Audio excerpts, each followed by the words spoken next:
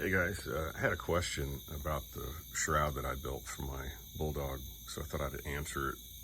I did kind of go into it a little bit in another video on why I wanted to do the extended shroud, and you can watch that if you want a little more background story. But basically what I did was I extended this shroud 4 inches. I bought the M18 air stripper from the guys over at pitbullairguns.com. And the reason is because they have this nifty air stripper feature on their M18. And so I ordered an extra one of these, and I cut the lip off here so that it would slide down the shroud. And I've actually got an air stripper in here about right here, because the barrel end's about right here. And then I've got one on the end here, of course, with the M18 threads, so I can use my Donnie FL. So I basically got an extra air chamber in here that helps reduce the sound. I also utilized the tube, the blank tube. It was wide open back here on the pick rail. That was actually a separate chamber above the shroud where the barrel goes in. So I drilled a hole in between where I have the air strippers that comes up out of the shroud chamber and into the pick chamber, and it travels down back to the end here where it comes back down into the chamber, just recycling air and slowing air down. I also put a one-way hardened flapper valve permanently mounted over the hole on the interior. And the reason I did that is so that when you first shoot the gun, for a split instant, the air pressure will increase in this part of the shroud. And I didn't want the air going backwards, going up into the pick void and traveling down the pick tube and back down into this air stripper void chamber. So I put a hardened flapper valve.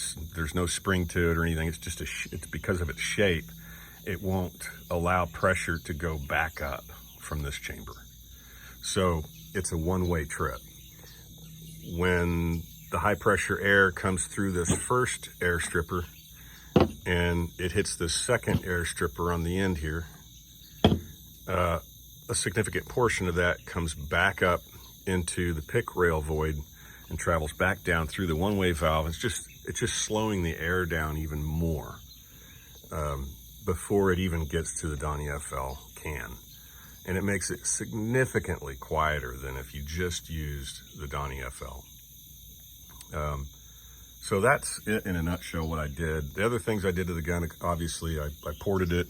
I did some other things, I put the power spring in, and I put some, higher strength bolts on it so that you could actually drop the gun and it's not going to fall apart or hurt it or crack it or anything. It's a pretty rugged gun now, and it's real accurate, and it's the quietest pit bull out there.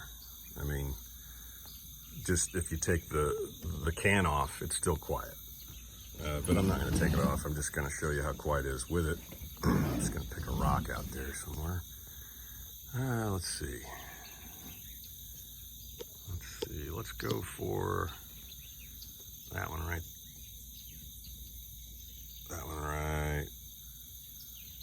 there, where my fingernail is. Okay. It's about 40 yards out maybe. Okay, where'd it go? There it is.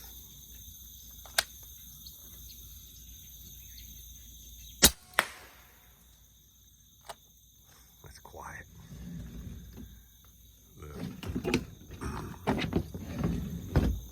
The bullet hitting over there was louder than the gun. So that's it in a nutshell. Hope that answered your questions. If you need any advice or help with your shroud project, if you have a pit bull or a bulldog and you want to modify it for that, just leave a comment and I'll get back with you. Thanks.